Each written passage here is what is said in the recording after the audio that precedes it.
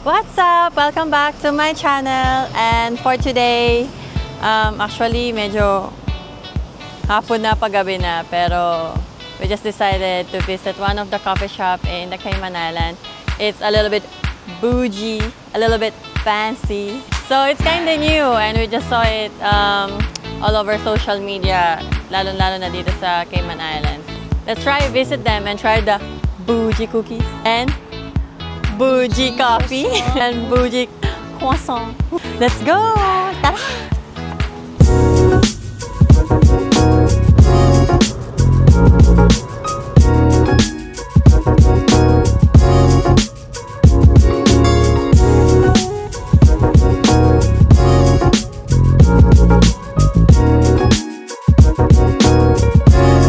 So, nandito na kami sa Palm Heights. Hahanap lang kami ng parking. Kasi walang parking dito.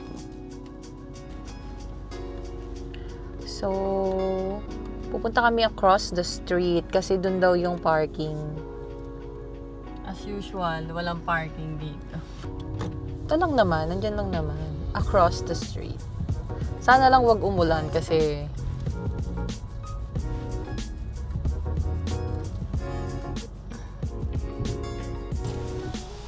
first go in and come back. They can only open for you from there. They said I need to come here. They told you? Yeah. So they need to open for you from there.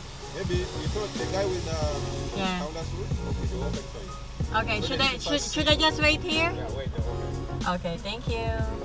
Bubuksan daw nila doon, pero tignan mo, may nag-aantay na tuloy sa likod. May open daw doon, yung gate. kaya nga. Ayan na. Ay. Yay! It's open! Makakapark na din tayo sa wakas. So, we're finally here at the parking. So, samahan niyo kami magkape. Kape. Kape for more palpitation. Let's go!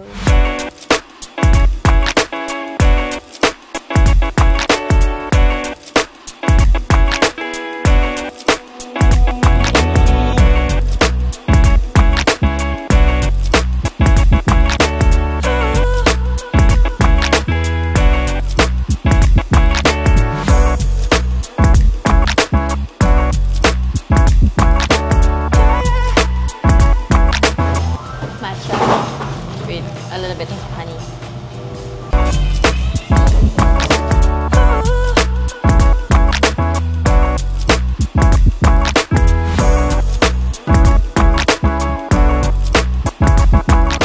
So, ano yung binili mo? Matcha with honey. Obviously, green kasi siya. So, matcha. The matcha girlies. Meron silang matcha dito. So, pero wala silang, hindi siya sweetened. So, you can sweeten it up with, By yourself. Pwede ka magpadagdag ng honey or sugar. Ganon. Sugar yung sa akin. Sa kanya, honey. So far kasi wala pa silang masyadong syrup. Ang available lang is Caramel.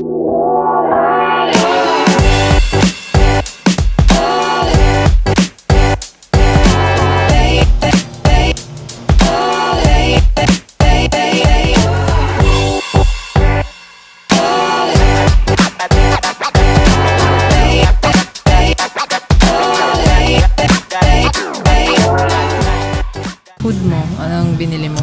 ang food ko is Kinagat niya na. kinagat ko na kasi hindi na record. Ganda pa ng pagkagat niya kanina eh. It's the spinach and feta cheese croissant. Croissant. Taste test. Third taste test.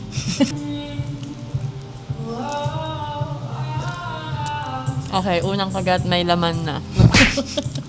I think it's leaning more on spinach.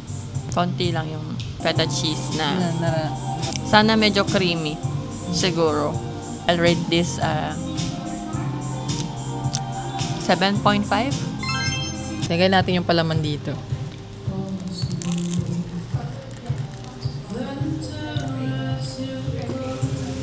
Kidding aside, gusto ko siya. Masarap.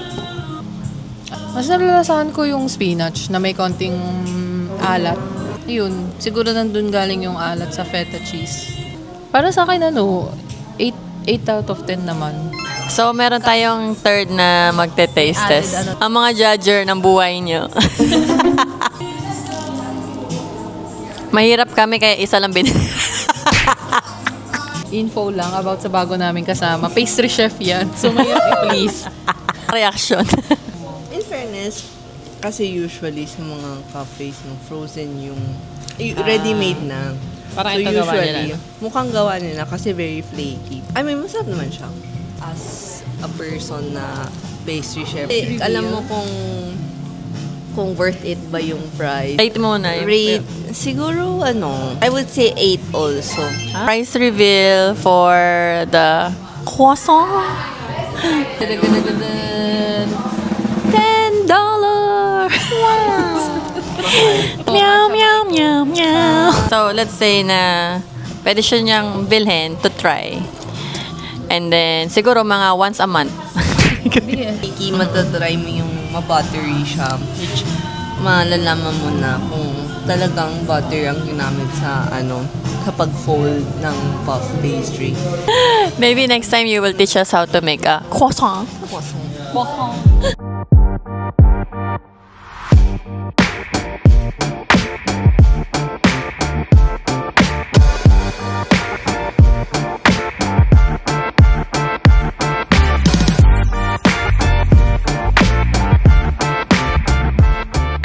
Ang Madeline. Oh, yun na. Hindi kailangan mo i-rate. Moist siya. Masarap yung pagka-moist niya. Okay yung Madeline. Sa amin mas on the sweet side siya. On the sweet side siya sa'yo. Isang mamon sa yung sa bakery. Alam mo yung mamon sa Pilipinas, yung yellow na pag ganun. Ganun, naalala ko. Pero yun yung signature. Maganda yung meron sila kasi may signature na ham. Yung Madeline sa likod. Ibig sabihin tama yung pagkagawa. I-rate ko yung Madeline ng 8.5. 8. 8. Ang price ng Madeline, Honey Madeline is $5. $5 CI. So, ang matcha pala, ako 7. 4. 4. Gusto ko talagang nalalasahan yung matcha. Medyo on the milk side siya. Pero masarap yung oat milk nila. Yung ginamit nilang oat milk talaga high quality yan. Ang presyo ng ice matcha is with oat milk. $8.75 CI plus grats. Yes, so lahat ng prices sa receipt is in US. May 15% grats from your total bill. So, ito yung aming bill. Nabasahan na yun. Hindi kasi ako mabuji na tao. Siguro lalo na sa pagkain. Para sa akin kasi, siguro nag-work kasi ako sa fine dining na ultra luxury. May mga places lang na worth the splurge, lalo na pag alam mo yung mga prices ng mga bagay-bagay. So, overall thoughts, una-una pa lang, ang hirap ng parking kasi nasa kabilang side of the road. And second is like, sana meron silang mas malaking space for you to stay the whole day. And actually, yung music na ba? Or coffee shop, medyo disturbing siya. But overall, yung ambience with the shop itself, okay naman. The theme itself is very beautiful, elegant, and hopefully sooner or later, mas marami silang options. If you would like to try something new dito sa Cayman Islands, it's nice to try Cafe Dolores for me. Overall thoughts ko is maganda yung vibe nung place. Para siyang classical vintage na I like yung logo nila. Yun talaga yung nagana sa akin. Ang ganda kasi.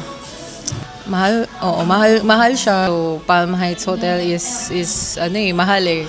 Boutique hotel kasi siya. So, siguro yun din ay nag-contribute sa price niya. And at the same time, naiintindihan ko yung pricing. Kasi talaga everything na dito sa Cayman Islands talaga mahal. Tas lahat naka-to-go. Ito yung mga place na I will try thrice, siguro once to thrice na lifetime maybe. This is the end of the video! Subscribe, like, and follow. Comment down below. And share para sa mga